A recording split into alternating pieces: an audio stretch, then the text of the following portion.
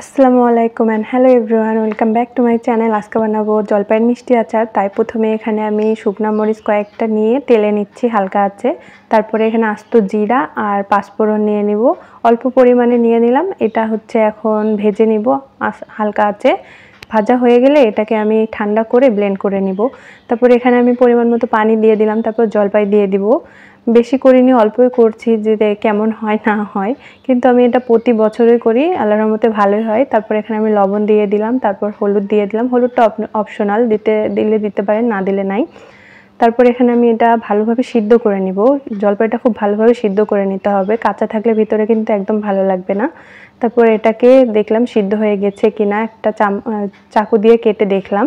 তারপরে এখানে আমি এই যে দেখেন গুঁড়া করে নিয়েছি মশলাগুলো। এখন আমি একটা কড়াইয়ে তেল দিয়ে দিলাম, সরিষার তেল অবশ্যই দিতে হবে, অন্য তেল দেওয়া যাবে না।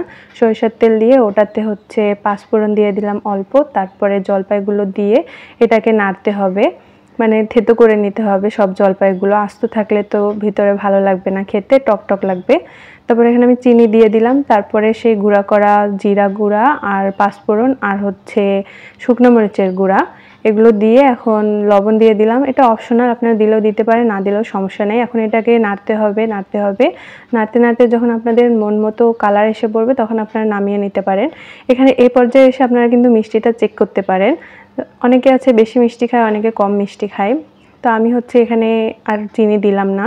তারপর এখানে এই তো আমার আচার রেডি হয়ে গেল। এটা হচ্ছে জলপাইয়ের মিষ্টি মিষ্টি আচার। তাহলে সবাই আজকে ভালো থাকবেন। আল্লাহ হাফেজ।